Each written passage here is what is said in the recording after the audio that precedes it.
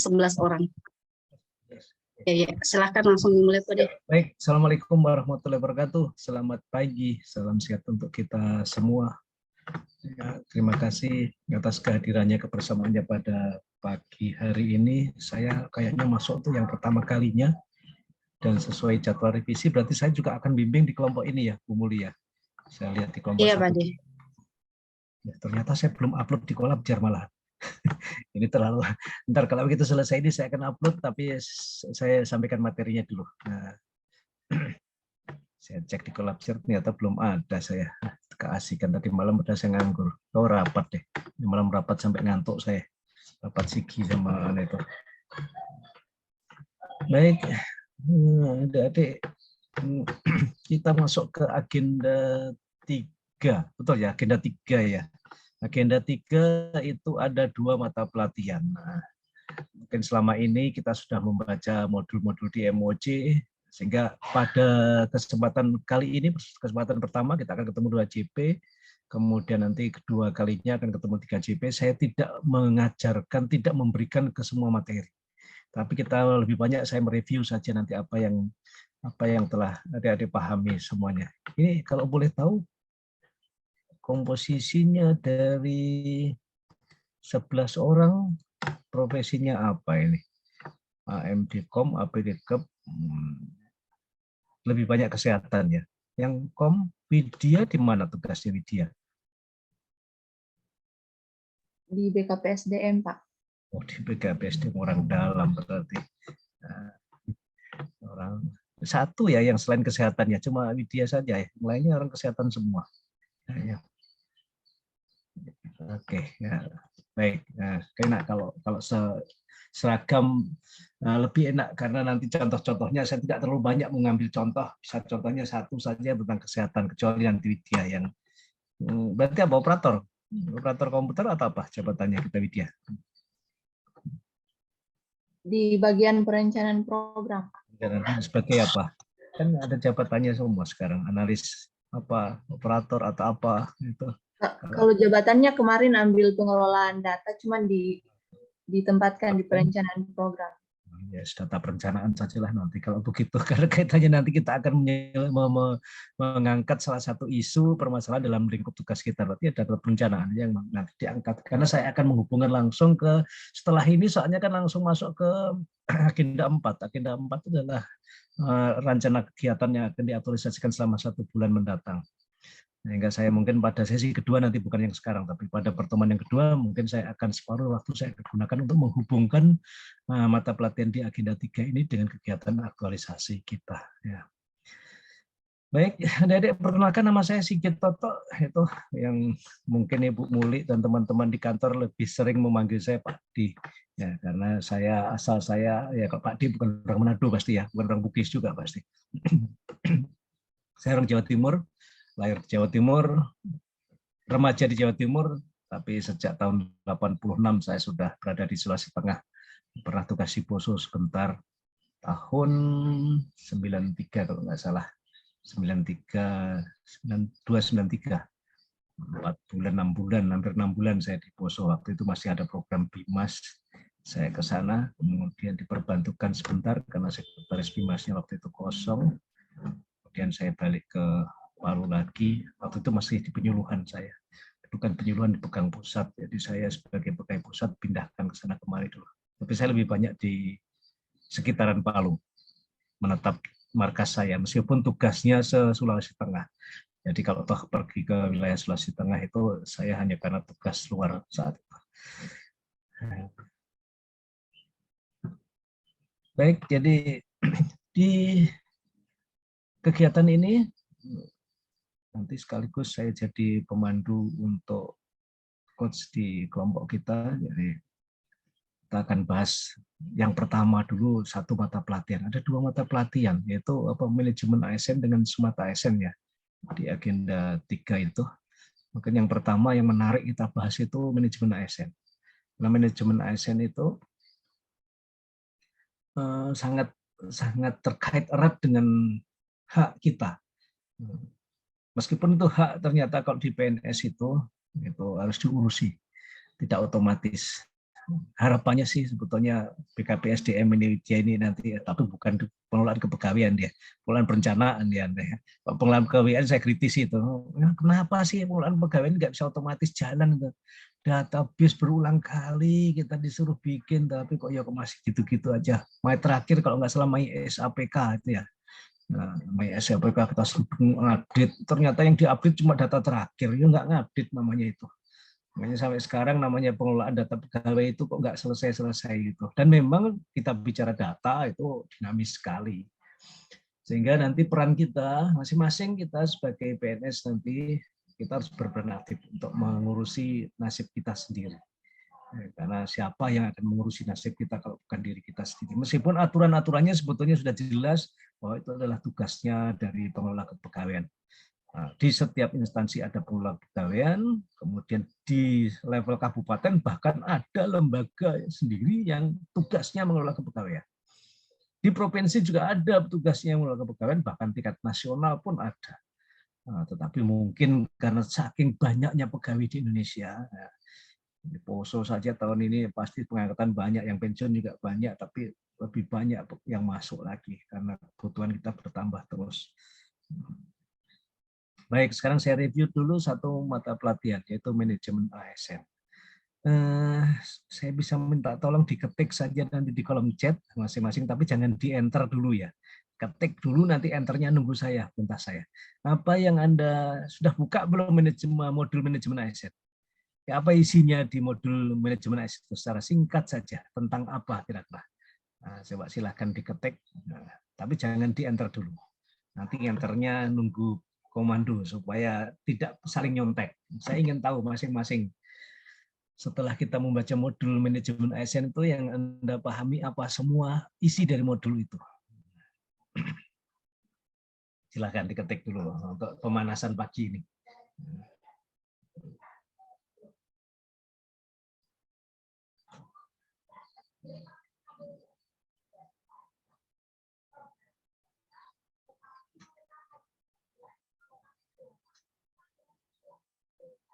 Oke, sudah diketik semua.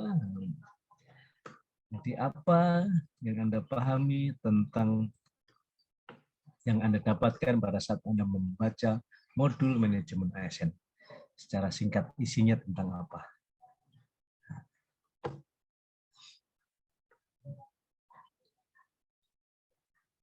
Oke, sudah selesai? Kalau sudah selesai,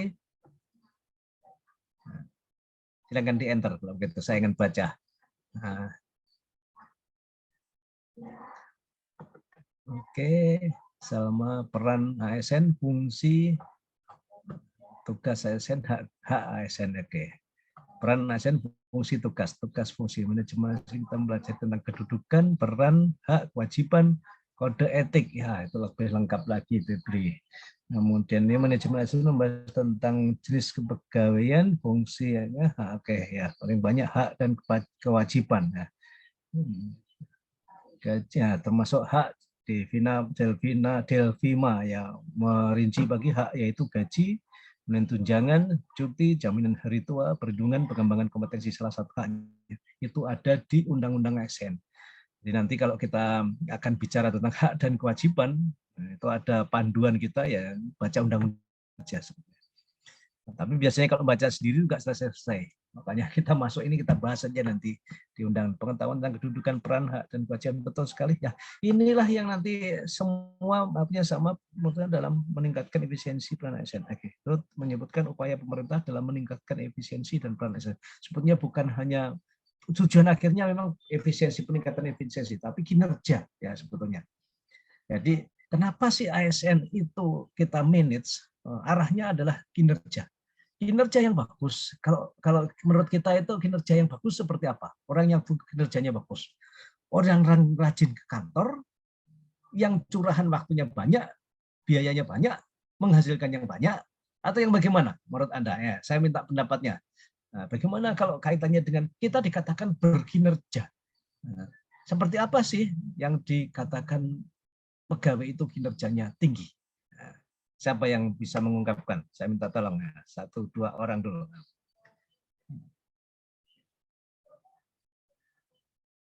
Ya, menurut pendapat kalian, saya panggil adik-adikku ini. Nah, menurut pendapat kalian adik-adik, ya, kalau dikatakan kinerjanya tinggi, itu yang seperti apa pegawai yang kinerjanya tinggi? Ya. Silakan Anda raise hand atau langsung saja. Kalau ada yang mau menanggapi.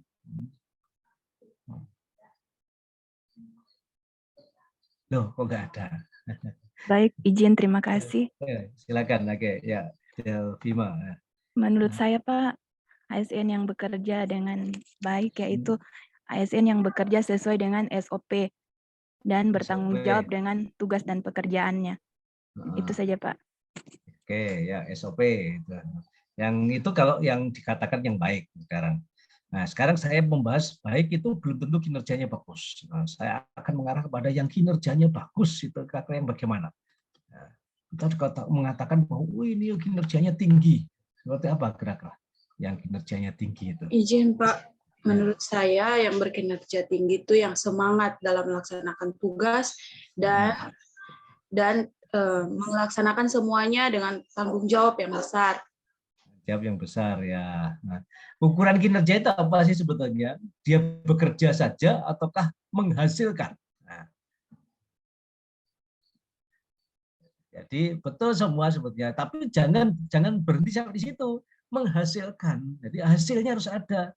Jadi bukan hanya orang yang kerjanya sesuai dengan prosedur, sesuai dengan SOP, duduk manis jam 7 sampai jam 4, bukan itu.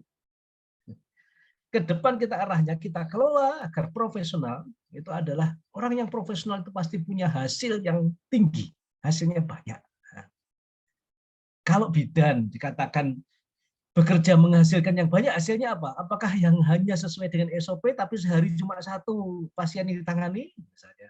Kan bukan itu ya. Kira-kira bagaimana? Yang dikatakan kita produktif, kinerjanya tinggi itu yang seperti apa? Selain kita menggunakan aturan-aturan yang ditaati, kemudian kita disiplin, itu harus menghasilkan dalam jumlah yang banyak. Nah, jadi jangan nanti kita hanya berorientasi kepada menjalankan SOP, yang penting jalan jadinya. Itu ya. Harapan saya kalau kita dikatakan, kenapa? Kita memanage ini, manajemen ASN itu dikelola, ASN itu dikelola, tujuannya adalah bukan hanya sekedar untuk kita bisa menjalankan SOP, tapi berkinerja tujuannya. Nah, jadi yang mau dicapai itu ini loh. Yang mau dicapai itu adalah bagaimana supaya ASN nanti itu bisa profesional, memiliki nilai dasar, etika profesi, bebas intervensi politik, dan bersih dan bebas dari praktek korupsi, nepotisme KKN itu. Nah, untuk menghasilkan, untuk bekerja seperti ini, maka tidak cukup hanya Anda profesional, itu pasti ada hasilnya. Orang yang profesional itu adalah orang yang ahli di bidangnya dan dia menghasilkan, terukur hasilnya. Berapa sih jumlah sehari yang bisa dia selesaikan? Kalau dia mengolah data, mengetik misalnya, memasukkan, menginput berapa data yang bisa dikelola. Kalau ukurannya adalah profesional, maka dia akan lebih banyak. Orang yang profesional akan lebih banyak hasilnya. Jadi tujuan kita adalah itu. Bagaimana supaya ASN ini menghasilkan pegawai yang profesional, yang dalam hal ini adalah ada produk yang dihasilkan. Bukan hanya sekedar datang ke kantor, menjalankan SOP, duduk bekerja, tetapi tidak orientasi kepada hasil. Sehingga nanti di nilai dasar, agenda 2 kemarin kan sudah toh. Ada nggak salah satu agenda 2 itu yang mengindikator nilainya, perilakunya adalah menghasilkan. Ada nggak? Nah, kita review dulu sedikit yang di agenda 2. Ada nggak yang nilai atau panduan perilakunya adalah menghasilkan? Itu nilai apa itu?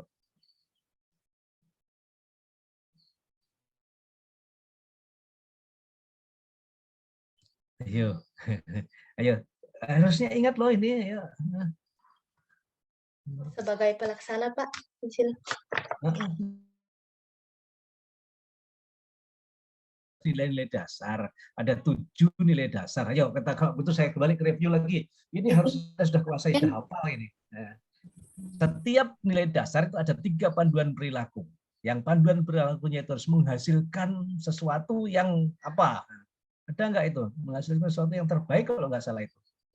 Dengan kualitas terbaik kalau nggak salah. Nah, Izin, itu Pak. nilai Kompeten. kompeten ya. Jadi kompeten itu ada 3 panduan perilaku. Kemarin apa itu? Semua ya. Ya. Kita fokus ke kompeten kalau begitu. Izin, Pak, mau menjawab. Ya, Panduan silakan ya. perilakunya yang pertama, meningkatkan kompetensi diri Meningkatkan untuk menjawab diri sendiri, berarti dirinya supaya pintar. Kompeten berarti supaya kita terampil, skillnya kita tambah. Yang kedua, membantu orang lain belajar. Jadi kalau Anda pintar nanti, jangan pintar sendiri. Kenapa? Karena di kantor itu kita tidak kerja sendiri. Kita harus bisa membangun semua orang untuk menjadi pintar. Anda bikin aplikasi, tetapi kalau aplikasi nggak bisa dipakai, nggak bisa diterapkan oleh orang lain, yang nggak bisa ada gunanya. Karena orang lain yang akan menggunakan aplikasi itu. Anda seorang bidan, mau pinter mengurusi, menangani persalinan misalnya. Tetapi Anda tidak pernah mengajarkan kepada ibu yang melakukan persalinan untuk melakukan persiapan dengan baik. Berarti kita harus mendidik orang lain untuk bisa mendukung profesi kita nanti. Itu yang kedua, itu mengajak orang lain untuk belajar. Kita harus memfasilitasi orang untuk belajar. Yang ketiga, menghasilkan apa? Tugas dengan kualitas terbaik. Kualitas terbaik. Kualitas terbaik itu berarti mutunya. Jadi yang orang profesional itu kalau kita berarti menjalankan itu, kompetensinya harus ada selain nilai-nilai dasar yang lain harus terapkan. Ini tujuannya. Ya, jadi kita pentingnya itu kenapa sih kok ASN ini harus dikelola dengan sebaik-baiknya? Kenapa? Karena ya nggak ada gunanya sebetulnya itu, duit banyak, alat-alat lengkap, tetapi kalau nggak ada orang yang bisa mengoperasikan alat itu, nggak ada orang yang bisa mengelola duit dengan baik. Duitnya banyak tetapi nggak bisa kelola, bukan manfaat yang kita dapat, bisa-bisa malah bencana yang kita dapat. Nah, kita ingat berita beberapa waktu yang lalu pada saat desa diberikan dana desa sampai dengan 2 miliar. Pada saat sekolah diberikan dana BOS, diberikan tambahan biaya operasional berupa dana BOS. Yang ada bukan malah untuk kesejahteraan atau kemajuan dari sekolah atau kemajuan dari desanya, tetapi justru banyak aparat desa, guru, kepala sekolah yang diperkarakan, dimasuk penjara bahkan sampai ada. Ini salah satunya penyebab kalau ada sumber daya lain. Kalau kita bicara sumber daya itu bukan hanya manusia saja. Jadi manusia itu salah satu sumber daya. Di dalam kita di kantor itu sumber daya itu adalah input ya, input itu masukan yang dibutuhkan di kantor apa saja. Nah, kantor supaya bisa jalan harusnya ada apa saja selain manusia. Nah, apa sih yang dikelola di kantor itu selain kepegawaian? Ada aturan ada, apalagi ya yang ada di kantor. Soal di kantormu itu ada apa semua sih selain manusia, apa yang ada di data. Ada gedung, ada pastinya. ada gedung pasti ada, sarana prasarana pasti ada kan itu ya. Jadi nggak bisa dikatakan kantor, masa ada kantor kemudian nggak punya gedung. Dikatakan kantor pasti ada gedungnya, ada peralatan kerjanya, ada dana yang dikelolanya, yang dikelola selain dana juga bisa data-data, ya. Ada mekanisme kerjanya, SOP-nya, ya, itu kalau kantor yang lengkap. Jadi itu semualah yang dikelola di kantor itu yang namanya sumber daya. Sumber daya itu bukan hanya manusia, ada manusia, money dananya, material, bahan-bahannya, pasti ada yang dikelola itu bahannya baik berupa baik yang berwujud maupun yang tidak berwujud, bisa data yang dikelola, bisa juga bahannya apa kertas, itu kan juga bahan ya. Kita buat surat karena bahannya kertas. Nah, tapi sekarang sudah kurang menggunakan kertas. Jadi kalau di kantor ada belanja kertasnya banyak, itu sebetulnya nggak kantor zaman sekarang itu. Karena kita sudah less paper sekarang itu. Nah, money, material, metode, cara kerjanya, itu tadi SOP-nya, prosedurnya, keputusan-keputusannya, aturan-aturannya, itu metode, itu harus ada di kantor. Jadi kita akan melayani orang, pasti ada mekanisme, apalagi di teman-teman yang di kesehatan. Mutlak kan itu wajib hukumnya di lembaga pelayanan publik itu harus membuat yang namanya SOP. Ya. SOP adalah panduan bagi orang-orang yang akan melaksanakan pekerjaan kaitannya dengan pelayanan publik. Dan wajib lagi nanti setelah SOP dibuat kita harus menetapkan SPM. Standar pelayanan minimal yang harus diterima oleh orang. Jadi yang SOP adalah acuan bagi kita kan gitu ya. SOP kan acuan bagi kita yang akan melaksanakan tugas itu. SPM adalah hak yang harus diterima minimal oleh pelanggan kita. Pelanggan itu orang-orang yang dilayani kita. Yang meskipun nanti yang dilayani itu meskipun bunyinya nanti diwajibkan adalah sebagai pelayan publik, publik tidak harus berupa masyarakat. Nah, jadi manusia, uang, bahan, kemudian peralatan, mesin-mesin pasti ada, kemudian metode itu ya cara kerja, SOP, aturan itu yang ada di kantor. Jadi kalau ada kantor kemudian nggak ada mekanismenya, kerjanya nggak dibuat, kantor itu belum lengkap sebetulnya. Nah, dimanapun tempat Anda bertugas, SOP itu harus dibuat. Karena SOP sebenarnya panduan perilaku orang yang melaksanakan tugas di tempat itu. Nah, itu ya. Jadi kalau puskesmas pasti, karena puskesmas itu kalau tidak ada rumah sakit, puskesmas teman-teman kesehatan pasti. Karena kalau tidak dibuat SOP pasti nggak terakreditasi pasti nanti. Kalau nggak terakreditasi kita nggak bisa dapatkan apa ya? Hak kalau terakreditasi apa itu? Nggak salah BPJS ya. Nah, jasa medis BPJS nggak bisa dapat itu kalau nggak terakreditasi. Nah, makanya semua harus berjuang untuk itu.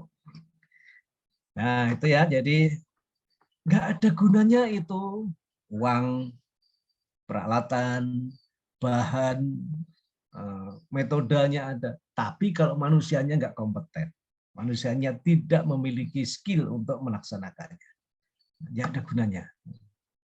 Karena semua itu yang menjalankan adalah manusia. Sumber daya manusia yang menjalankan itu. Itu pentingnya. Jadi nggak ada gunanya di rumah sakit adalah canggih-canggih. Tetapi ternyata nggak ada yang mengoperasikan.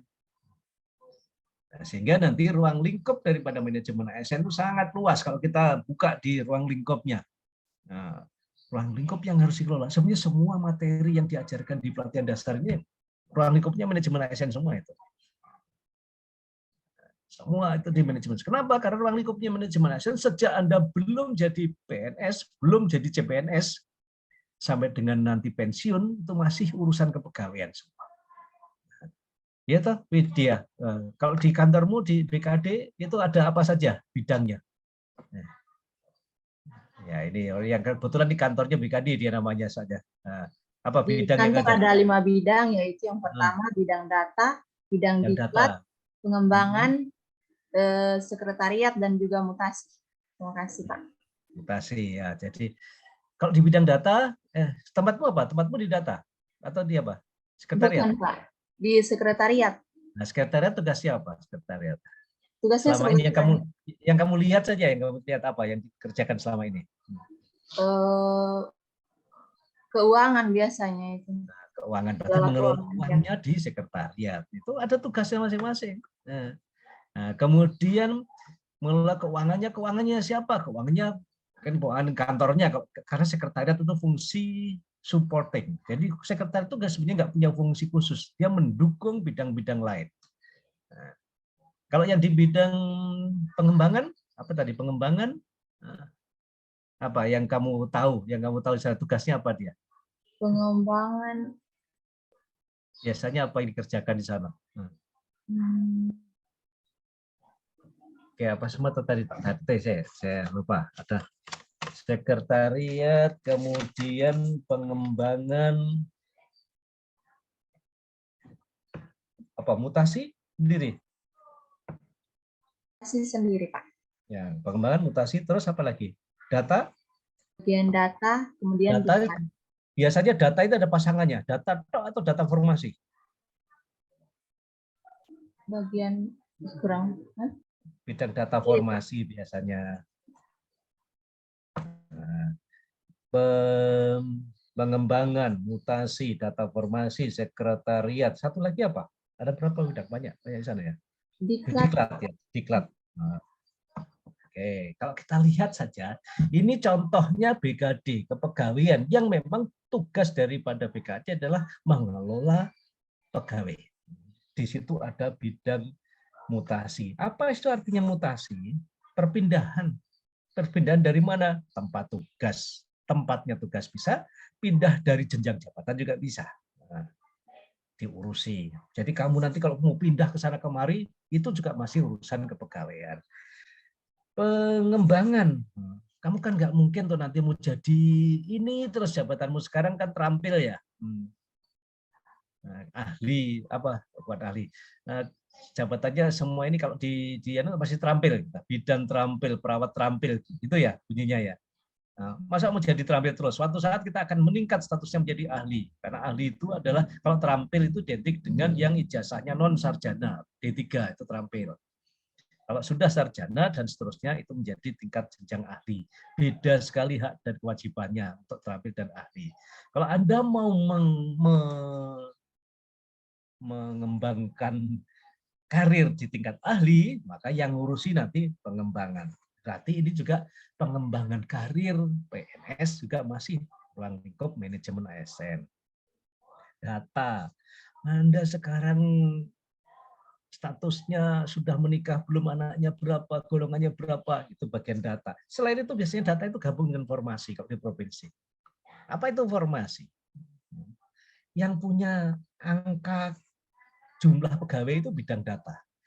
Kalau yang dibutuhkan itu sekian, data yang ada jumlahnya sekian, dan misalnya dari data itu tahun depan akan pensiun 500 orang. Karena data kan punya tanggal lahirnya sehingga ditahu udah pasti tahun depan akan pensiun. Kenapa kok tahu? Loh, karena batas usia pensiunnya pegawai itu jelas. Nah, itu belum termasuk pensiun berarti berkurang jumlah pegawai. Itu belum termasuk yang kecelakaan atau kehendak Tuhan loh. Nah, meninggal dunia itu kan kehendak Tuhan itu ya. Nggak ada yang pasti, nggak tahu pasti itu. Itu bisa berkurang sehingga karena dari data yang dibaca nanti ada pengurangan pegawai tahun depan sekian, maka bidang data informasi harus bisa menyiapkan, harus diganti sejumlah berapa. Nah, jadi dia harus memikirkan persiapannya untuk kamu diangkat. Ini juga yang mengelola ini bidang data dan informasi. Nah, jadi sejak PNS belum ada sampai dengan kalau pensiun yang ngurusi di mana Widya di bidang biasanya orang-orang pensiun itu di bidang apa? Mutasi juga? Di bagian mutasi, Pak. Mutasi ya, digabung dengan mutasi berarti. Karena biasanya ada bidang kesejahteraan. Itu kalau di provinsi ada bidang kesejahteraan dan pensiun. Jadi sejak formasi belum diangkat, baru kebutuhannya berapa, sampai pensiun itu masih ruang lingkupnya manajemen ASN. Nah, itu pekerjaannya BKD itu sampai di situ itu, mulai dari merencanakan kebutuhan sampai diberhentikan alias dipensiunkan itu pun ruang lingkupnya. Jadi tengah-tengahnya ada ini orang mau kemana, orang ditugaskan di mana, tempat tugasnya di mana, jabatannya apa, naik jenjang atau tidak, itu pun masih di ruang lingkup manajemen ASN. Jadi kalau kita bicara tentang manajemen ASN, agenda 2 kita menerapkan nilai tujuannya untuk apa kemarin? Kan supaya profesional kan? Profesional adalah bagian daripada pengembangan karir PNS. Nah, jadi masuk semua itu. Agenda 1 kemarin membahas tentang apa? bela negara kan, sikap perilaku bela negara kan itu ya. Nah, kemudian kita harus bisa menganalisis permasalahan-permasalahan negara sampai ke permasalahan tugas pokok kita sendiri kan. Sudah sampai situ ya. Nah, itu dalam rangka apa? Supaya kita bisa menyelesaikan tugas, bisa bekerja dengan baik, dengan sistematis, mekanismenya ada, prosedurnya ada. Nah, itu juga dalam rangka untuk kita supaya punya kalau kualitasnya bagus itu dikembangkan karirnya kita.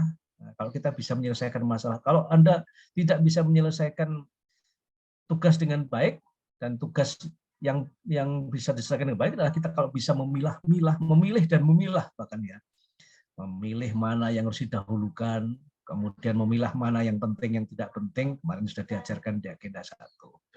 Nah, itu syarat nanti kalau Anda akan dikembangkan kompetensinya. Karena nanti beberapa syarat kualifikasi, kompetensi, dan kinerja. Nah, itu dasarnya. Jadi ruang lingkup daripada manajemen ASN itu mulai sejak sebelum Anda diangkat sampai dengan berhenti dari PNS, bahkan setelah berhenti saja masih bagian daripada pengelolaan kesejahteraan pegawai itu namanya. Kalau di provinsi masih ada satu bidang sendiri itu ditangani itu ruang lingkup dari penanganan manajemen ASN. Nah, di dalamnya, saya sudah menyebutkan tadi, kita harus tahu juga tentang apa sih kewajiban kita. Nah, kalau saya balik kewajiban kita. Kalau kita menjalankan kewajiban yang diamanatkan di undang-undang, maka kita akan diberikan hak-haknya. Tapi biasanya kalau membahas tentang kewajiban nggak menarik. Saya pancing dulu Anda dengan hak dulu. Biasanya kalau hak itu masih tertarik kita itu. Tapi kalau kewajiban, tunggu dulu. Oke. Tapi sebelum kita membahas itu, yang harus Anda kuasai kalau kita akan membahas tentang kalau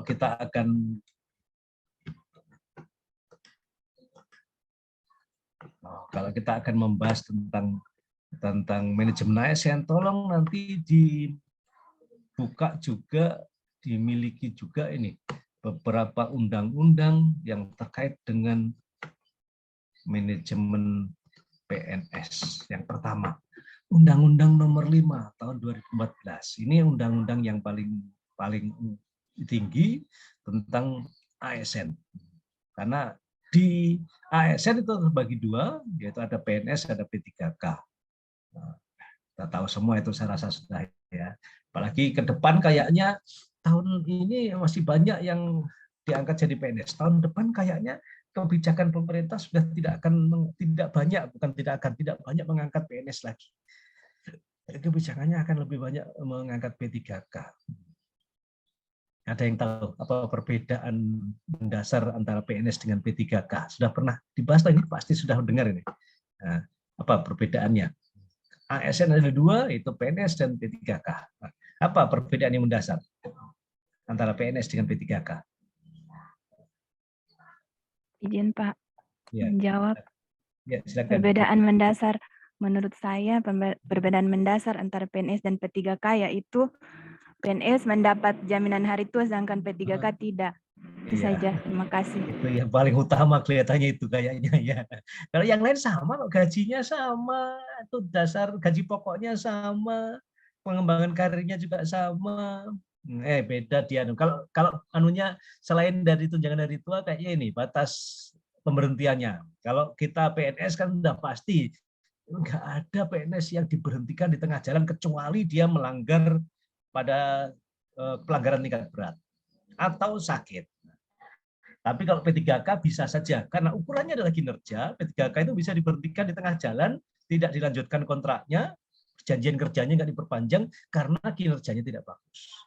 Itu juga salah satu perbedaan yang kedua lagi. Selain itu tadi ya, tapi dari jangka pendek, kayaknya yang saya dengar PNS dengan P3K lebih menguntungkan P3K ya malahan. Karena P3K tidak seperti kalian, lewat 80% enggak, dia langsung 100% ya. Enggak ada CP3K enggak ada. Calon P3K enggak ada, tapi langsung P3K. Sehingga hak dia langsung 100% gajinya. Tapi kalau kita kan tidak. Nah, mereka penuh. Kenapa? Karena dia memang diangkat untuk kebutuhan tertentu. Dia langsung dia. Oke, Undang-Undang Nomor 5 2014 itu menyangkut keduanya, baik PNS maupun B3K ada. Ini tolong juga nanti masing-masing di-download, dipelajari ya. Ini paling tidak ini kalau kita jadi PNS yang ini. PP 11 tentang manajemen PNS, kemudian dirubah dengan PP 11 tahun 2000, dirubah dengan PP 17 tahun 2020. Perubahan menjadi PP 17 tahun 2020 karena pada tahun itu terjadi pandemi. Ya. Jadi ada penyesuaian kaitannya dengan disiplin pegawai, ada perubahan sedikit. Kalau dulu yang namanya pegawai yang disiplin yang harus masuk kantor tiap hari. Nah, karena pandemi tidak memungkinkan, bahkan ada istilah WFH, work from home, sehingga di PP 17 diatur bahwa tidak harus itu indikatornya disiplin pegawai itu pegawai yang masuk kantor terus, tidak harus seperti itu. Tapi indikatornya menjadi kinerja. Kinerja itu hasil kerja. Nah, jadi bisa saja saya hari ini nggak di kantor, saya hari ini di rumah, tapi bukan berarti nggak bekerja. Karena tugas saya sebagai widyaswara adalah dikjarteh, mendidik, mengajar, melatih. Saya melatihnya cukup dari rumah saja. Harus ke kantor? Tidak harus. Hari Senin upacara wajib setiap pegawai. Tapi setelah itu menjalankan tugasnya di mana di kantor boleh, di rumah boleh. Yang penting jadwal yang diberikan, karena profesi saya sebagai pengajar tadi. Profesi yang lain tidak harus seperti itu, berbeda-beda. Itu yang dirubah. Kemudian yang tambah lagi adalah kalau dulu di PP 11 itu kita diberikan CPNS, diberikan waktu 1 tahun. Itu harus lulus pelatihan dasar. Nah, tapi karena pandemi kemarin boleh lebih dari 1 tahun, tetapi statusnya tetap sebagai CPNS. Jadi sebelum lulus pelatihan dasar, meskipun udah 2 tahun, bahkan kemarin saya dapat tuh ada pegawai, ada CPNS yang CPNS-nya sudah 7 tahun. Kok ada ya? Ini yang menurut saya sudah termasuk luar biasa. Karena tidak ada undang-undang yang membolehkan sampai selama itu. Pasti ada kebijakan khusus dia. Cuma saya tidak telusuri lebih jauh izinnya sampai ke level mana. Tapi yang saya dengar memang itu adalah permintaan, sudah ada perjanjian atau jaminan dari bupati ke BKN katanya. Sehingga ada seorang CPNS yang diangkat 2015 baru ikut pelatihan dasar 2022. Nah, berarti 7 tahun dia CPNS ya itu. Ada, tapi itu baru kasuistik, tidak selamanya boleh itu. Kemudian PP 94 tahun 2021 itu juga yang mengganti PP 53 tentang disiplin pegawai. Itu kita juga harus tahu nanti. Karena jangan sampai kita hanya nuntut hak saja, tetapi kita tidak memenuhi kewajiban. Apabila Anda tidak memenuhi kewajiban, maka siap-siap untuk dituntut sesuai dengan PP 94. Nanti ada sanksinya. Kalau kita pelanggarannya ringan apa, pelanggarannya menengah apa, pelanggaran beratnya apa. Bahkan untuk pelanggaran berat, Anda bisa diberhentikan tidak dengan hormat sebagai PNS. Dan nanti kita bicara tentang bentuk-bentuk pemberhentian. Itu diatur di PP 94. Kemudian hak yang lainnya cuti. Ya, tolong kalau Anda mau ngurusi cuti, kita akan bahas kilas, tapi secara detail silakan Anda download juga nanti ya.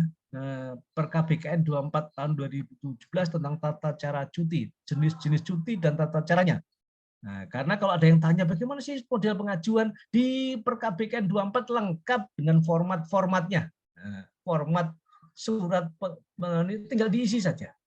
Ini bukan acuan bagi CPNS atau PNS yang mengajukan cuti saja, tapi bagi BKD juga. Bagaimana memberikan cuti itu di situ sudah ada semua contoh-contohnya. Nah, kemudian mutasi, tadi mutasi itu pindah tempat juga. Ini kaitannya dengan pindah tugas, itu Permendagri yang mengatur di Permendagri 58 2019 tentang mutasi PNS daerah. Nah, saya agak jelaskan lagi diri karena kita semua adalah PNS daerah Kabupaten Poso pasti ya. Nah, berbeda statusnya dengan atau berbeda cara pindahnya apabila ada PNS di Poso tapi dia statusnya pegawai pusat. Di Poso ada nggak pegawai yang tugasnya di Poso tapi statusnya pegawai pusat? Nah, kalau kita kan yang membuat SK kan bupati, ibu bupati, bu bupati berarti kalau Poso ya karena bupatinya perempuan. Itu kita PNS daerah kabupaten. Ada nggak? di Poso yang tugasnya di Poso, tapi PNS-nya statusnya pegawai pusat. Jadi pegawai pusat tidak harus berada di Jakarta loh ya.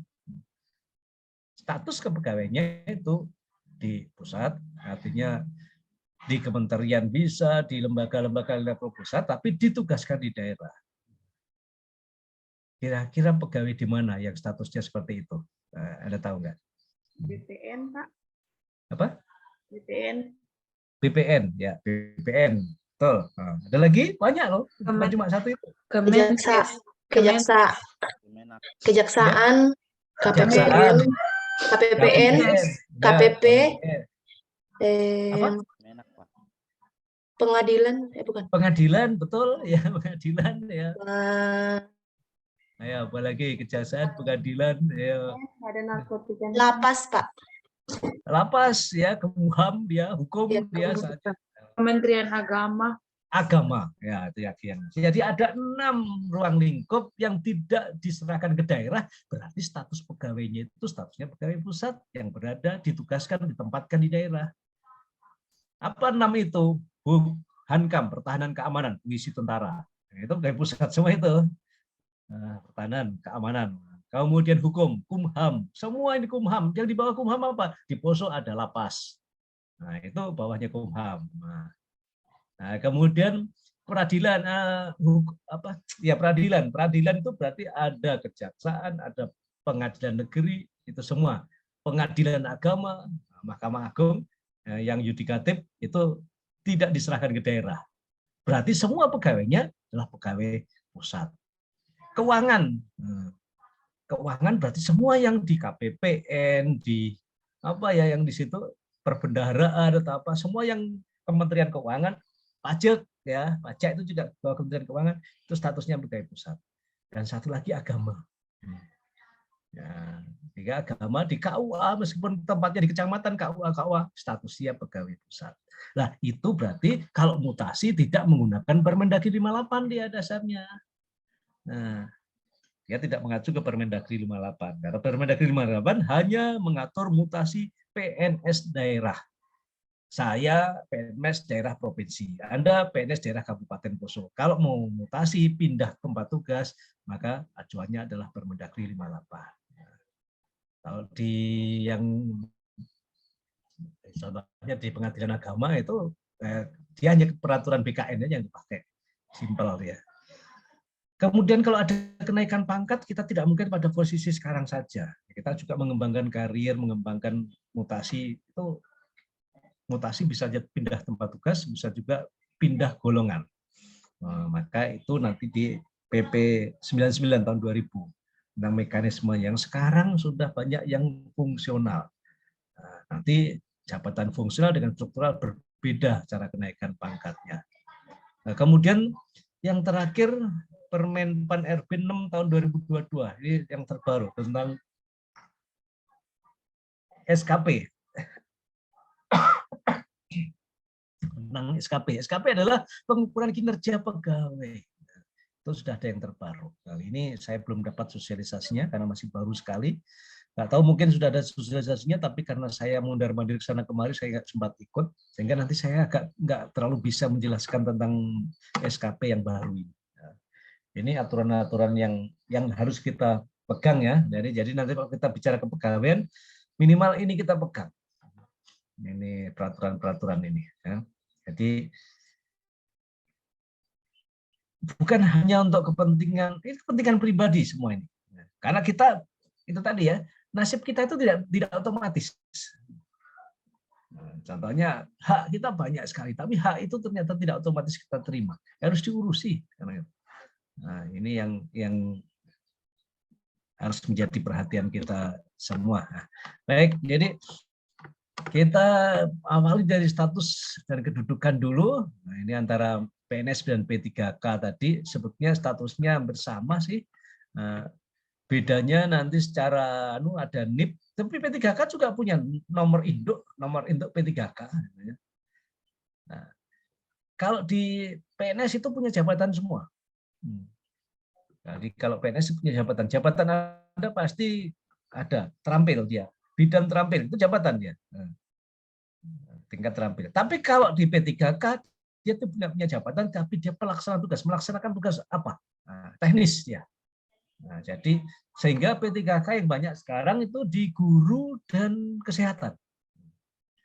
Kenapa? Karena memang pelaksana tugas teknis dia yang diangkat itu.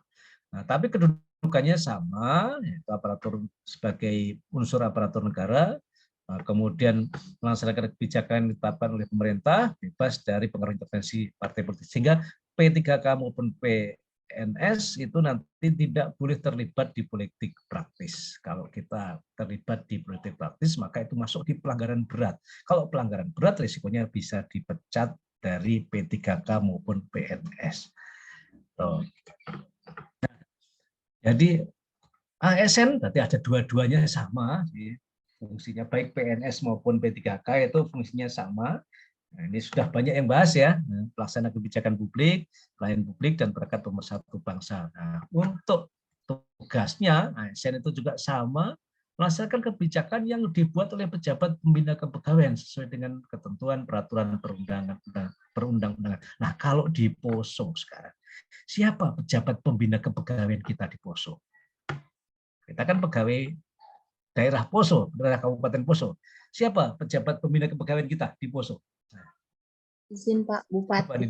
Ya, kalau sampai orang BKD nggak ngerti, berarti yang saya baru mau tanya, Widya, siapa Bupati ya Widya ya? Jadi bukan sekda ya. Nah, kemarin banyak yang kalau saja Pak pejabat pembina kita sekda. Nah, kalau di kabupaten, kalau ada pertanyaan, siapakah PNS tertinggi di Kabupaten Poso? Ya sekda. Nah, masa sekda jadi pejabat pembina kepegawaian? Dia sendiri adalah pegawai. Nah, terus siapa yang jadi menjadi pembina kepegawaian bukan pegawai, tapi kepala daerah kalau di kabupaten itu, yaitu bupati.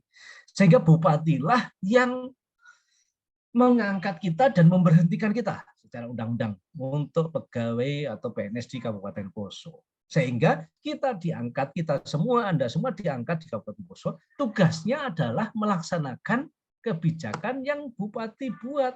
Nah, apa kebijakan? Dituangkan di mana kebijakan bupati saat ini?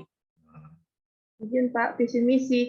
Visi misi ya itu. Visi misi adalah kebijakan bupati saat ini, sehingga setiap 5 tahun, setiap masa jabatan, bukan 5 tahun, karena tahun ini tidak semuanya 5 tahun.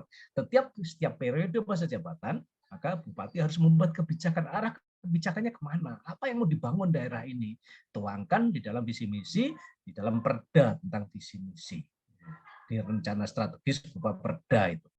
Nah, kewajiban kita, saya tugaskan nanti kita semua harus mencari visi misi Kabupaten Poso. Sudah punya belum itu? Sudah dapat belum? Saya tugaskan untuk mempelajari, mencari dan pelajari semua itu. Visinya apa? Misinya banyak. Kita masing-masing akan melaksanakan salah satu atau salah dua dari misi bupati. Tidak semuanya kita selesaikan. Misinya ada 10 misalnya, nggak tahu Poso berapa jumlahnya. Misi pertama diserahkan ke dinas A, misi B diserahkan ke dinas B, misi C diserahkan ke dinas C, misi E diserahkan ke dinas mana. Nah, jadi instansi-instansi yang dibentuk oleh bupati tujuannya adalah untuk melaksanakan kebijakan yang dibuat, visi misi yang ditetapkan. Di instansi itu ada siapa? Ada kita-kita ini. Kalian-kalian semua itu kan di instansi itu. Jadi tugas kalian adalah melaksanakan tugas yang dibebankan kepada instansi untuk menyelesaikan salah satu misi dari bupati. Kemudian yang kedua, memberikan pelayanan publik yang profesional dan berkualitas. Nah, publik yang dimaksud di sini bukan hanya masyarakat saja, tetapi pihak lain.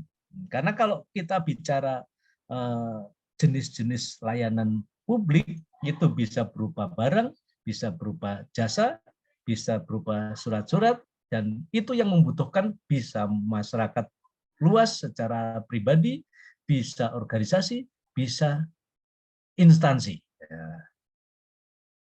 Media yang diurusi bukan masyarakat, tentu bukan masyarakat secara luas. Publiknya di sekretariat atau media tadi ya. selama ini yang dilayani oleh sekretariat siapa? Yang Anda Pegawai, Pak. kerjakan, Pegawai yang di dalam kantor. ya, yang Anda kerjakan di sekretariat. Sekretariat saja yang tugasmu itu loh. Layani siapa? Pegawai, semua pegawai di Semua yang ada di kantor saja, Pak. yang ada di kantor saja ya.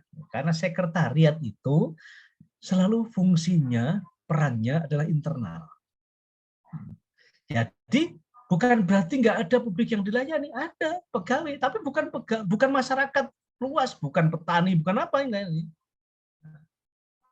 Ada lagi mungkin yang di dinas nggak ada ya. Ini cuma badan berarti ya. Kalau BKD kan badan namanya ya. Kalau BKP SDM toh. Nah, kalau yang kesehatan ini ada yang di dinas tempatnya?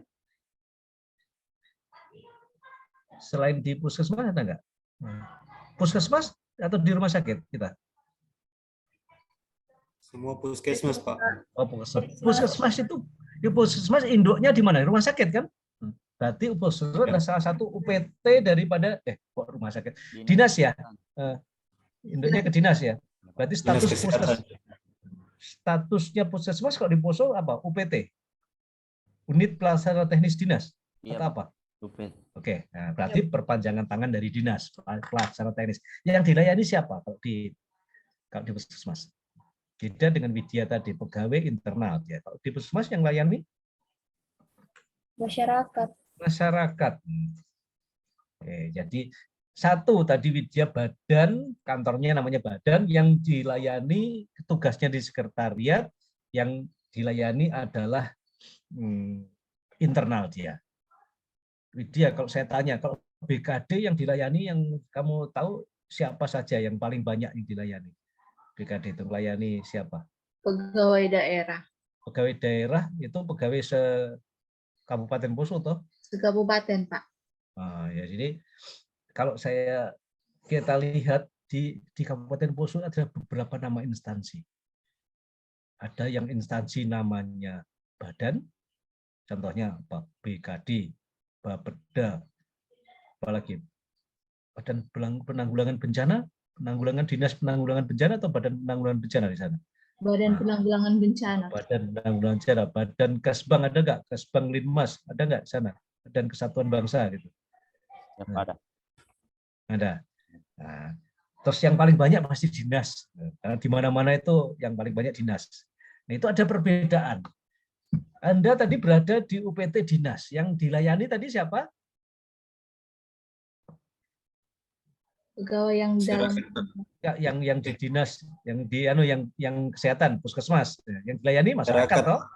Nah, jadi kalau kita memberikan pelayanan publik, kalau lembaga atau instansi kita namanya dinas, publiknya itu sebagian besar adalah masyarakat langsung. Kalau di Poso itu ada yang namanya badan kepegawaian, maka yang dilayani seperti BKD melayani pegawai di kantor lain. Jadi publiknya adalah instansi lain. Bisa saja instansi lain atau kelompok masyarakat yang berada di instansi lain. Tetapi bukan masyarakat luas, dia beda. Badan Kesatuan Bangsa itu yang dilayani bukan orang, tetapi organisasi politik, organisasi kemasyarakatan, begitu dia. Bukan masyarakat secara luas. Kalau secara luas, maka lembaga itu dinamakan dinas. Tapi kalau instansi itu hanya melayani internal dia, itu namanya sekretariat. Ya, silakan dilihat sekarang di Poso ini. Ada berapa sekretariat? Coba kalau dianalisa tugasnya, pasti dia pelayanan internal. Contohnya sekretariat DPRD. Ya, sekretariat atau DPRD itu siapa yang dilayani itu? Ya cuma anggota DPR yang di kantornya itu saja. Dia tidak banyak melayani keluar. Jadi ada 3 tipe, ada 3 nama instansi di daerah. Yaitu ada yang namanya dinas, itu adalah publiknya adalah masyarakat luas, masyarakat langsung. Badan publiknya adalah masyarakat yang berada di lembaga lain atau organisasi masyarakat. Kemudian sekretariat, publiknya adalah internal. Jadi tergantung Anda berada di mana. Kalau Anda berada di dinas, puskesmas adalah bagian daripada dinas, maka publiknya pasti masyarakat langsung. Nah, inilah yang dijadikan objek daripada layanan kita. Nah, tugas yang ketiga itu tugas umum yang sudah dibahas di agenda 1. Kita tugasnya adalah bagaimana menjaga keutuhan negara kita.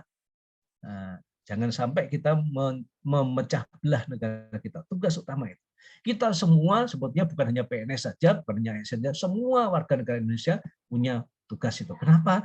Karena kita kan perannya ganda ya. Pada saat pakai baju dinas jadi PNS, pulang dari kantor pakai katok kolor, pakai sarung, pakai daster ibu-ibunya, ya jadi masyarakat biasa. Semua berperan untuk bagaimana menjaga keutuhan negara kita. Karena negara ini ada tidaknya ditentukan oleh 3 unsur dasar, unsur konstitutif utama dalam pembentukan negara. Yang pertama adalah adanya wilayah, adanya pemerintahan, adanya masyarakat yang bersatu. Kalau masyarakatnya nggak bersatu, berarti negara itu akan bubar, tanda-tanda akan negara itu bubar. Nggak memenuhi nanti kriteria sebuah negara. Nah, kita berada di sini mempererat persatuan dan kesatuan untuk menjaga eksistensi bangsa tadi.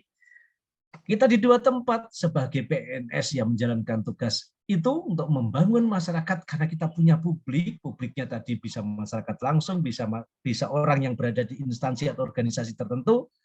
Nah, itu adalah bagian dari kita untuk bagaimana menyadarkan tentang pentingnya persatuan. Karena kalau tidak bersatu, maka ciri atau syarat negara yang berdaulat itu akan hilang. Tidak boleh kurang dari 3 tadi.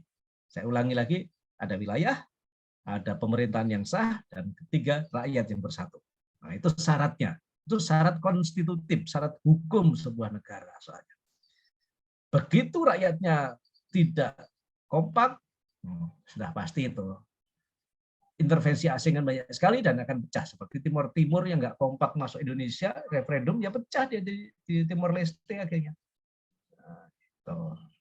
Ini tugas kita semua ya. Jadi nanti saya tugaskan untuk mencari ya. Nanti saya akan masukkan salah satu tugas di LMS nanti untuk mencari visi misi dari kepala daerah kita karena itu adalah salah satu tugas dari PNS-nya.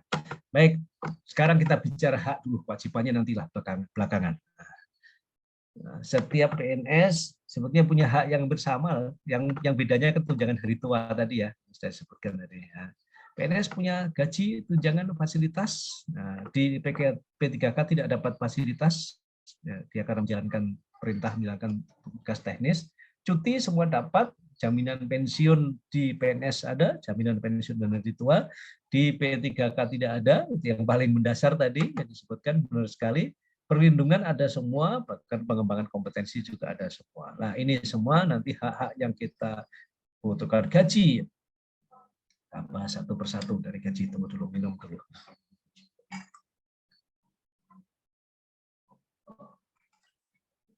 Untuk gaji sekarang kita mengacu pada Peraturan Presiden nomor 15 tahun 2019. Kalau dilihat untuk golongan 2 ini, pada masa kerja kita berarti golongannya 2C ya. 2C itu tergolong pada masuk pada masa kerja 3 tahun. Kalau dilihat dari tabelnya ini setiap yang genap kosong, setiap genap yang kosong. Artinya gaji kita itu secara otomatis setiap 2 tahun, setiap ada tahun genap pada masa kerja kita itu dinaikkan. Namanya dinaikkan secara berkala sehingga diistilahkan kenaikan gaji berkala. Hak kita setiap 2 tahun. Jadi kalau Anda diangkat tahun berapa SK-nya? 2022, April 2022, Maret ya.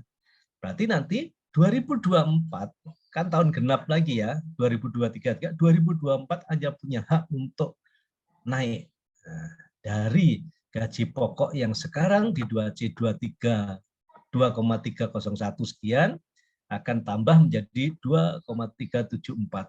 Ya nggak banyak sih, 73.000 naiknya untuk 2C setiap 2 tahun.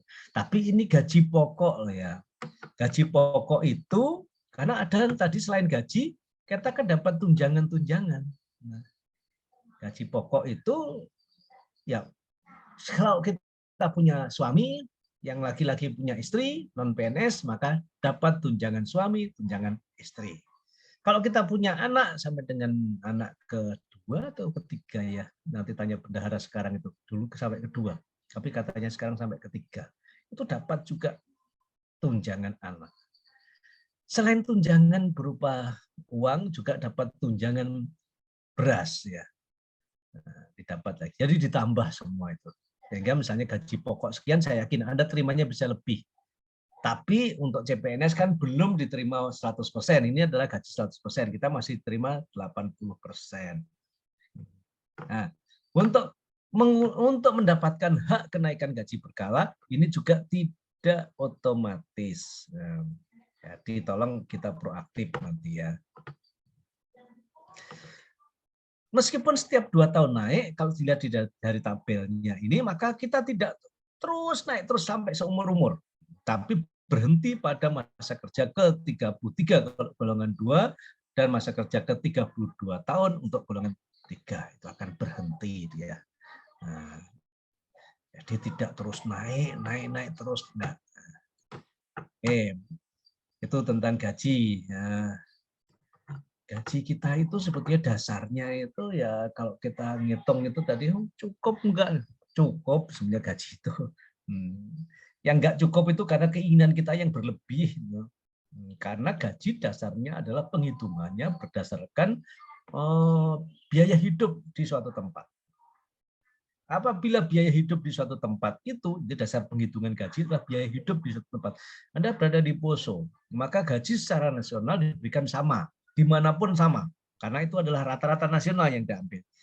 Bagi daerah yang tidak, karena kebutuhan di daerah itu tinggi, sudah muncul lagi aturan baru bahwa daerah berkewajiban untuk memberikan tunjangan, namanya tambahan penghasilan. Yang kalau di Indonesia ini yang istimewa itu Irian Papua. Papua itu ada tunjangan kemahalan di sana, yang besarnya 1 bulan gaji, plus tunjangan-tunjangan daerah yang lainnya. Kenapa seperti itu? Karena di sana biaya hidupnya tinggi. Nah, di daerah lain tidak diberikan. Kenapa? Karena biaya hidupnya rendah. Kalau yang saya tahu biaya hidup terendah itu Yogyakarta. Jogja itu gaji PNS itu ya gaji doang, tidak dapat tambahan yang macam-macam. Kenapa? Karena biaya hidupnya murah. Jadi kalau Anda mau kaya sebetulnya bukan jalurnya di PNS itu. Karena PNS itu jalurnya cukup. Dikatakan berlimpah juga tidak, dikatakan kurang juga tergantung kita yang mengelolanya. Kalau kurang itu berarti kita yang berlebihan mengelolanya. Sudah tahu pendapatannya cukup, kita mengeluarkan yang berlebihan, banyak, terlalu banyak pengeluaran. Oh ya. Oke. Hak yang kedua adalah cuti. Sesuai dengan Perkap BKN nomor 24 tahun 2017, cuti ada 7 macam. Cuti tahunan, cuti besar, cuti sakit, cuti melahirkan, cuti kealasan penting, cuti bersama, dan cuti di luar tanggungan negara. Cuti bersama tidak bisa diminta, tapi diberikan. Cuti tahunan diberikan kepada kita, hak kita, namanya 12 hari kerja. 12 hari kerja dalam 1 tahun. Tapi syaratnya harus bekerja dulu 1 tahun. Nah, itu baru bisa berhak cuti tahunan. Nah, jadi Anda yang belum cukup setahun nggak berhak cuti tahunan. Cuma kelebihannya cuti tahunan sesuai dengan Perkap BKN 24 ini bisa ditabung. Tahun ini Anda nggak ngambil cuti, misalnya ini sudah jadi PNS ya, belum.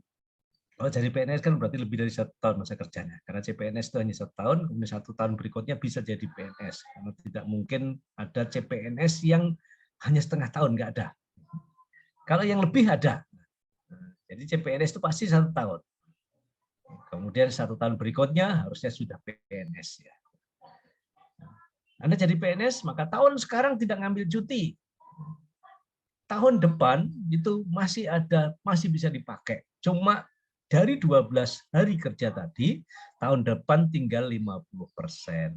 Nah, jadi tinggal 6.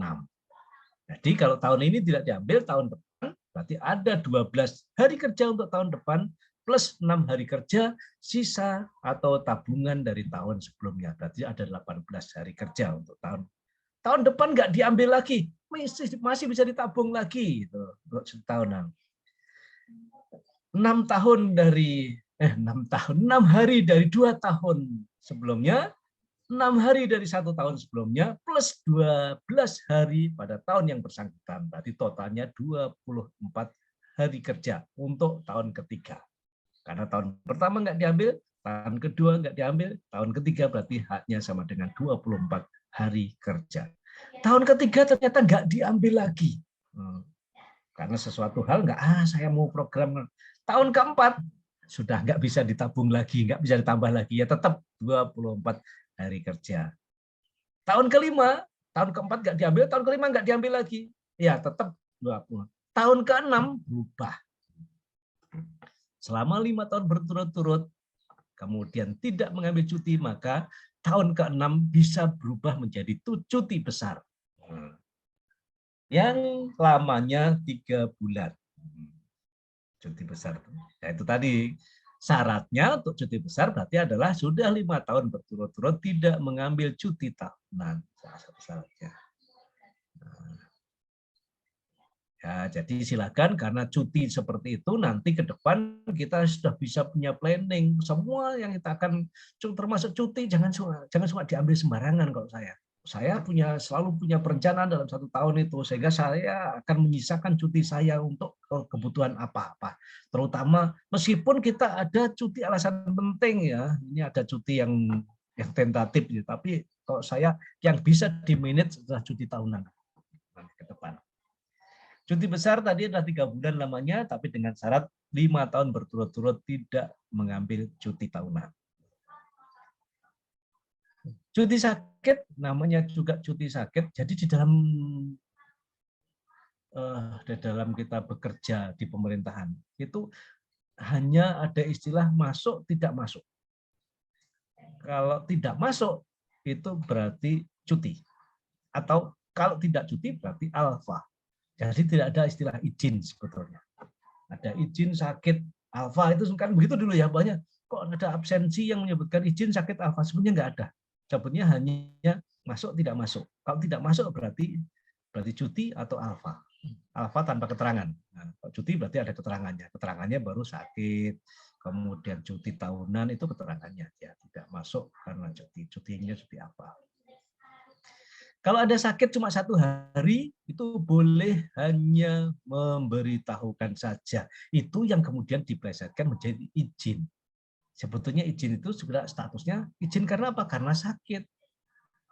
Izin karena apa? Karena alasan penting, ada kedukaan. Nah, gitu. Jadi menjadi alasan penting. Sebetulnya cuti 1 hari di sakit maupun alasan penting itu bisa hanya memberitahukan soalnya di perkapikan itu. Itu yang kemudian berubah jadi istilah seolah izin 1 hari izin, sebetulnya tetap cuti namanya itu, tapi cutinya cuti sakit, atau kalau dia izin karena sakit berarti dia cuti sakit statusnya. Izin karena ada kedugaan maka sebenarnya cuti alasan penting. Tuh, secara administratif seperti itu ya. Oke, cuti sakit 1 hari boleh hanya memberitahukan, lebih dari 1 hari harus ada surat keterangan dokter, lebih dari 1 minggu harus ada surat keterangan dokter pemerintah. Nah, itu bedanya. 1 hari bisa memberitahukan, lebih dari 1 hari surat keterangan dokter, lebih dari 1 minggu keterangan dokter dari pemerintah, dokter pemerintah. Lebih dari 6 bulan harus diperiksa kebenarannya oleh tim dokter. Nah, jadi kalau sakit nggak boleh lebih 6 bulan kalau PNS. Karena kalau lebih dari 6 bulan maka diperiksa oleh tim dokter, dan nanti akan muncul statusnya kalau memang betul-betul sakit maka akan diberhentikan dengan hormat. Makanya banyak orang yang sakit-sakitan kemudian tidak berturut-turut 6 bulan, nggak masuk sebulan, masuk 2 hari, 3 hari, kemudian nggak masuk lagi untuk menghindari supaya jangan sakit selama 6 bulan. Kalau sakit 6 bulan maka diberhentikan pasti. Itu aturannya ya. Cuti melahirkan. Cuti melahirkan lamanya 3 bulan. Kalau dulu itu 1 bulan sebelum persalinan, 2 bulan setelah persalinan. Tapi sekarang tidak. 3 bulan full untuk anak sampai dengan anak ketiga. Terus kalau anak keempat masih melahirkan, anak kelima melahirkan lagi, anak kelima, anak keenam, ketujuh dan seterusnya. Apakah nggak boleh cuti? Masih bisa cuti. Nah, itu bedanya dengan yang dulu sebelum PKBKN 24 tahun 2017.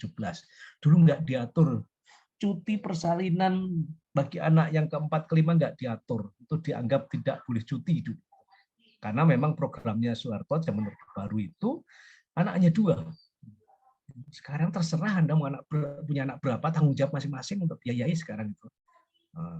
Negara tidak membatasi lagi. Kalau setelah anak ketiga itu tidak lagi namanya cuti melahirkan, tapi gunakan cuti besar istilahnya jadinya begitu nanti untuk kelahiran anak ketiga dan seterusnya kalau nggak salah. Nah, cuti melahirkan pasti tentu. Terus bagaimana dengan bapak-bapaknya? Kalau istrinya melahirkan masa bapaknya nggak dapat cuti nih? Nah, Anda gunakan yang cuti kelima sebetulnya. Kalau bapak-bapaknya ada istrinya melahirkan, bapak-bapaknya ya cuti juga, masa mau dibiarkan istrinya melahirkan di rumah sakit sendiri kan? Kita temani, kita gunakan cuti alasan penting. Karena namanya juga cuti alasan penting, maka tergantung kepentingannya dari kita masing-masing. Bisa digunakan itu tadi mendampingi istrinya melahirkan. Anda mau menikah misalnya, kalau yang belum menikah, itu pun bisa digunakan cuti alasan penting. Kedukaan, itu bisa digunakan. Nah, karena alasan penting kan nggak mungkin lama ya, kecuali memang kedukaan menikah tapi di luar negeri misalnya, wah, ya bisa lama itu. Atau kedukaan tapi di luar Pulau Sulawesi, nah, bisa lama. Tapi biasanya selama-lamanya, nah itu tidak lebih dari 6 hari untuk cuti alasan penting.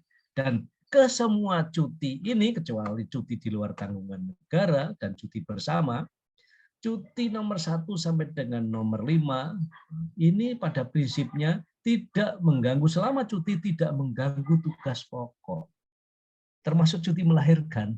Nah, jadi kalau Anda mau melahirkan, maka siap-siaplah supaya jangan dituntut sesuai dengan, maka kita punya program sudah tahu akan melahirkan bulan depan, maka jangan membuat pekerjaan yang akan dikerjakan bulan depan.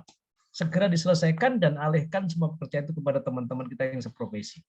Karena cuti ini pada prinsipnya tidak mengganggu tugas pokok dan tidak mengganggu jalannya penyelenggaraan tugas di kantor itu, tidak terganggu.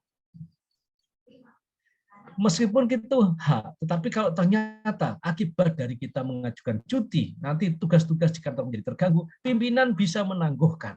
Nah, pimpinan bisa menangguhkan nanti dengan alasan bahwa karena salah satu pegawainya cuti, kemudian pekerjaan di kantor terganggu. Soalnya itu nanti. Sehingga kalau Anda mau cuti, ya pastikan, yakinkan atasan Anda bahwa nanti pekerjaan kantor tidak terganggu, Pak, kalau saya cuti itu, karena saya akan sudah alihkan ke ini. Gitu. Nah.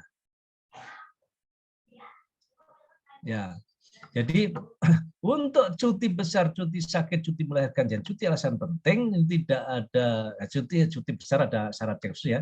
Kalau cuti tahunan kan tadi harus 1 tahun bekerja, cuti besar harus 5 tahun ya. Sakit, melahirkan, cuti alasan penting. Nah, ini yang tidak ada aturan yang khusus. Artinya cuti 1, cuti kedua kita sekarang ya nggak mungkin. Nggak mungkinnya kenapa? Karena syaratnya cuti tahunan 1 tahun bekerja, cuti besar 5 tahun bekerja. Kita nggak memenuhi semua pasti. Yang mungkin kan kita ambil cuti hanya cuti sakit, cuti melahirkan, cuti alasan penting. Meskipun cuti sakit diberikan hak kita, tapi jangan jadi alasan kalau bisa ya. Jangan jadi alasan tidak masuk kantor karena sakit. Itu sama dengan doa kita untuk sakit itu.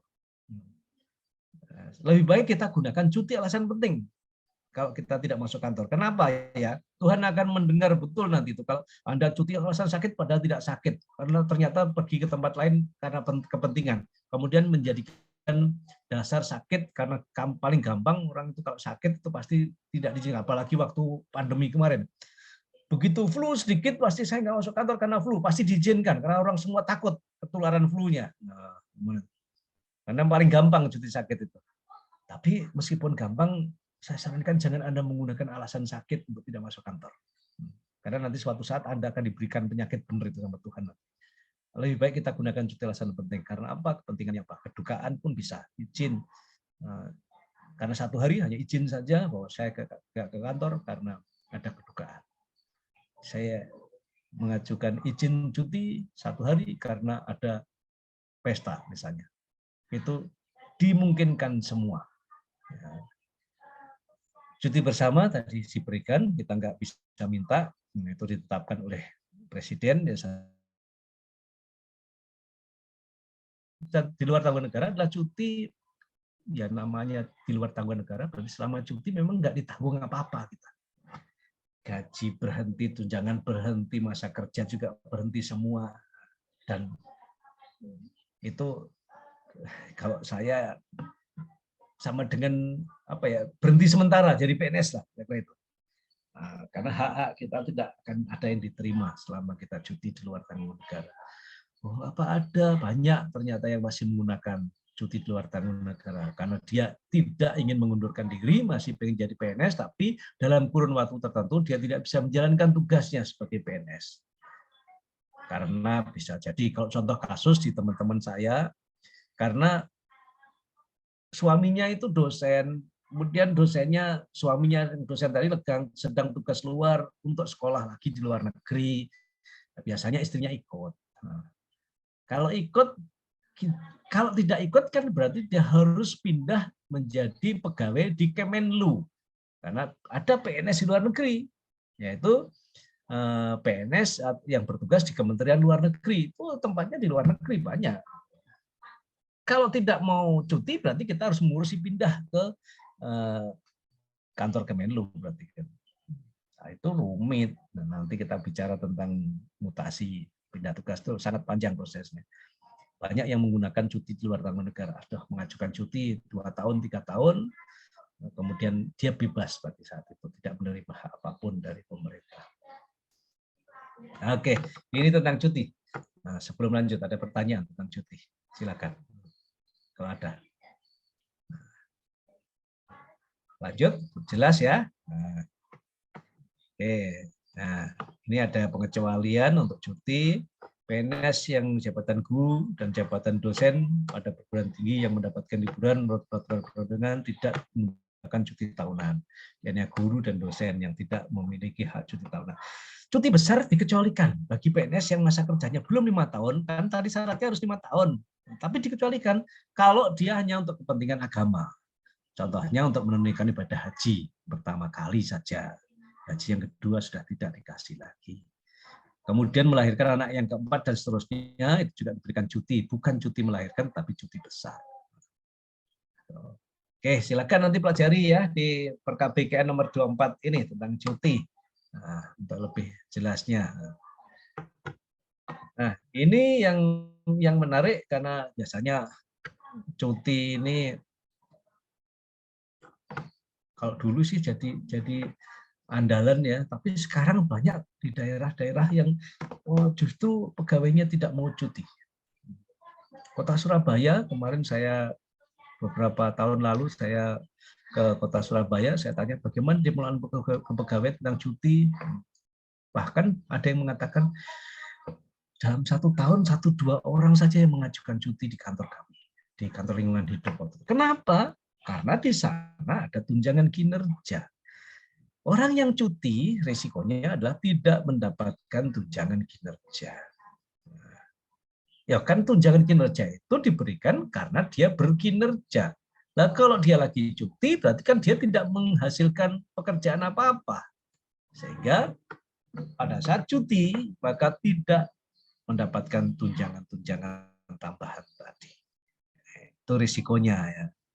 Termasuk kalau kami di provinsi, tapi kembali kepada setiap daerah, bentuk namanya tunjangannya apa, dan aturannya seperti apa, perdanya. Kalau di provinsi, kami dapat tambahan penghasilan. Kalau cuti, juga dipotong itu tambahan penghasilannya.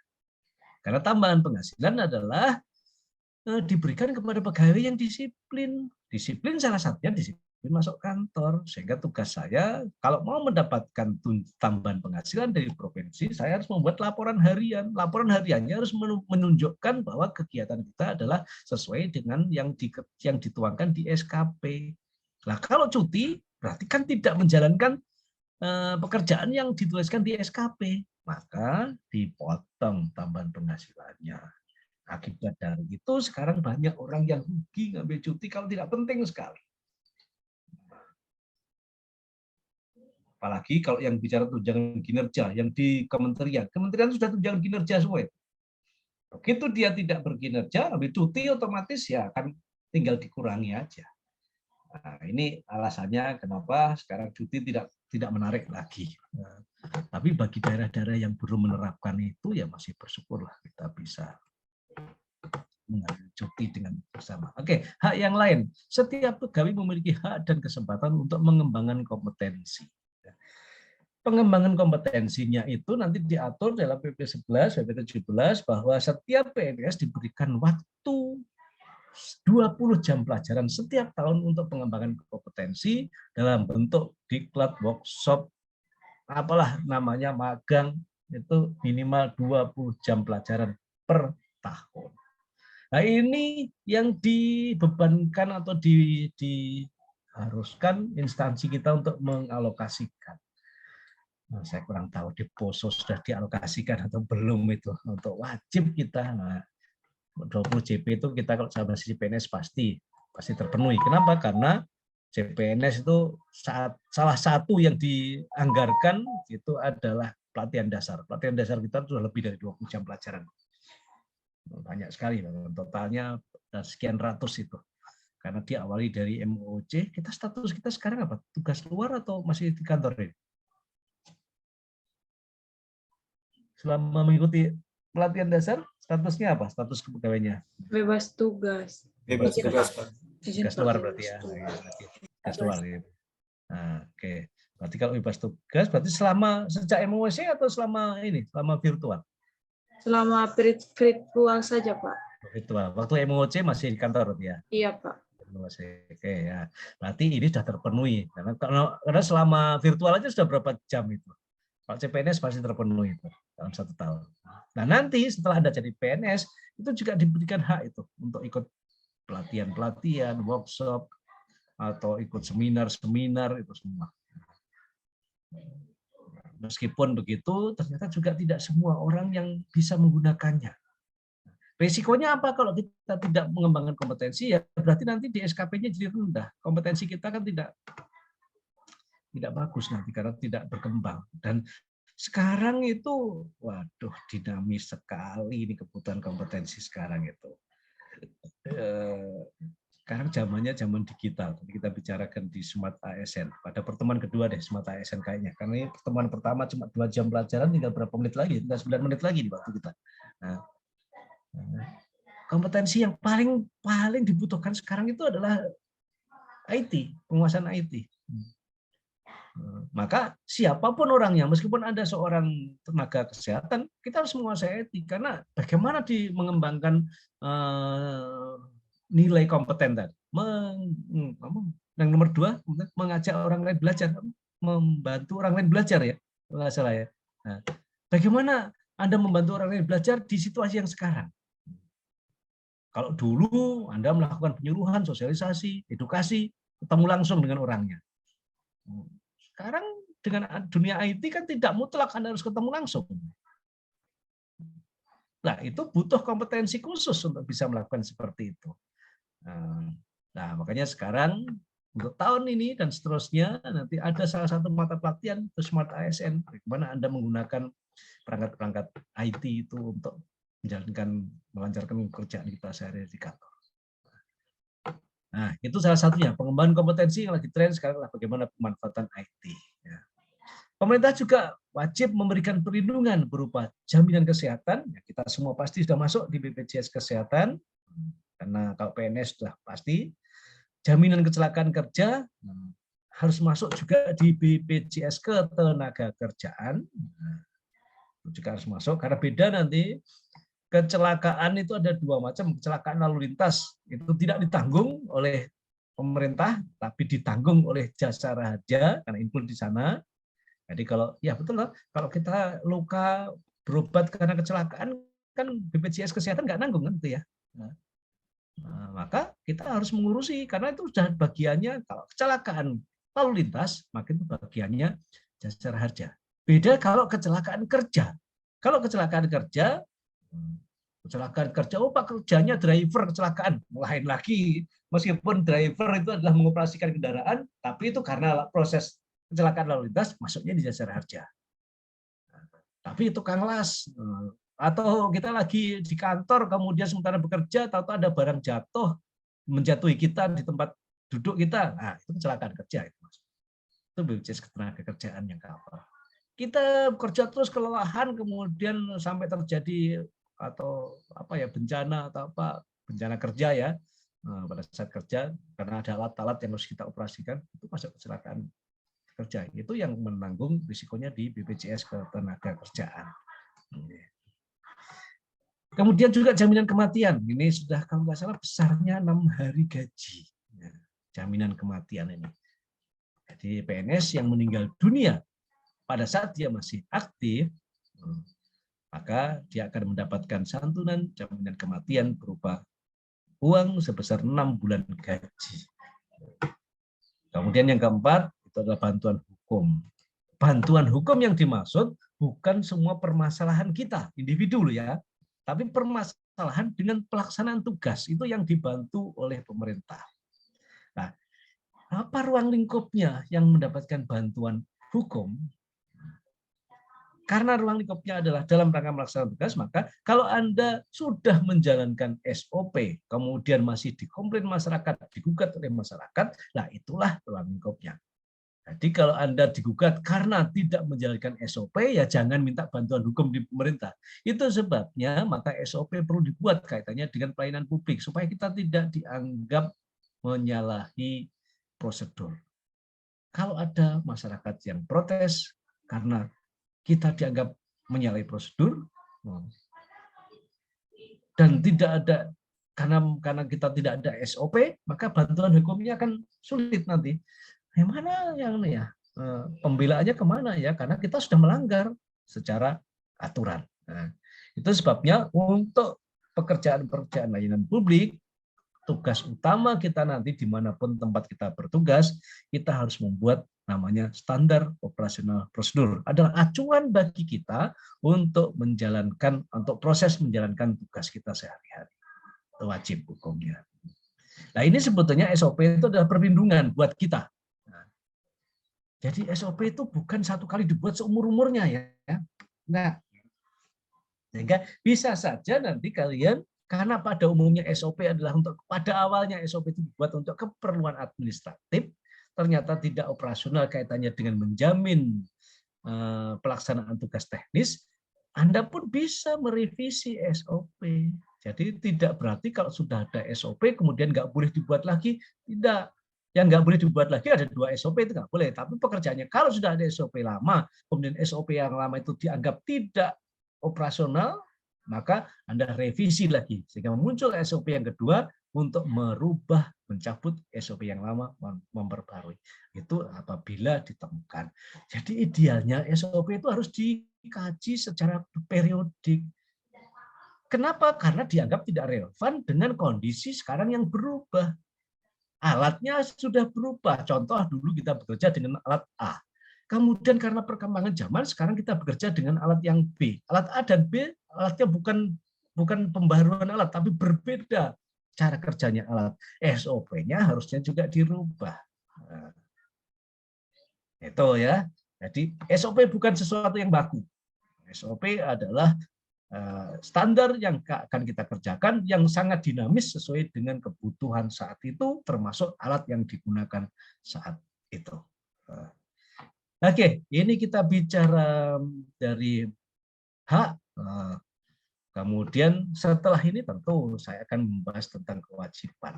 Oke, sebelum kita masuk ke kewajiban, apa hak-hak kita? Ada yang mau ditanyakan? Nah, ada pertanyaan?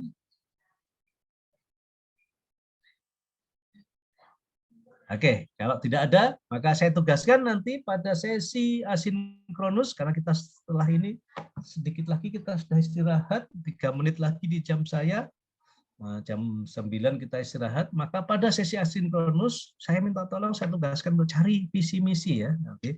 Sehingga nanti saya minta untuk membuat ringkasan mata pelatihan manajemen ASN, kemudian nanti diupload di Kolabjar. Kolabjarnya sebentar saya kerjakan. Ternyata saya cek tadi belum saya upload untuk kolom mengupload tugas. Ya. Visi misi, jadi gambaran ringkasan materi manajemen ASN. Karena manajemen sebelum habis nanti pertemuan kedua saya akan bahas lagi sedikit tentang kewajiban. Nah, kewajiban kita akan bahas, kemudian kita akan membahas pada pertemuan kedua juga tentang Smart ASN.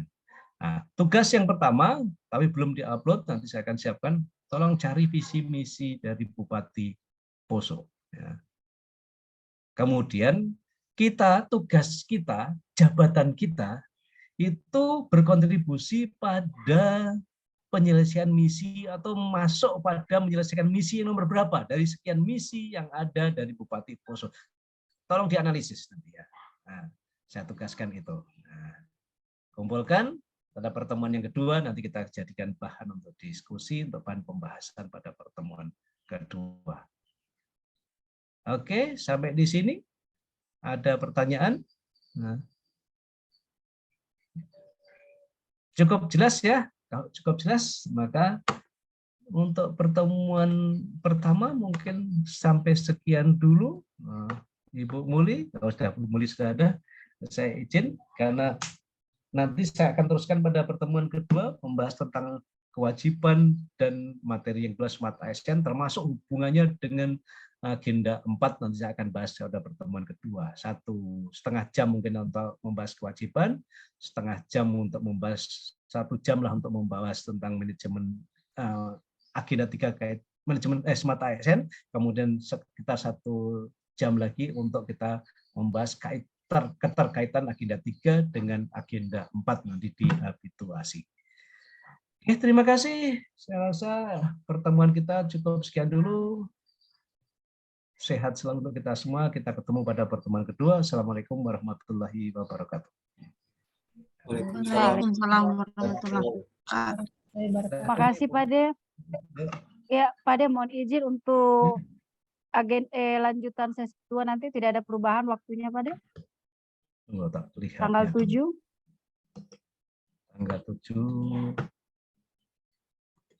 Tanggal 7 jam 7.30.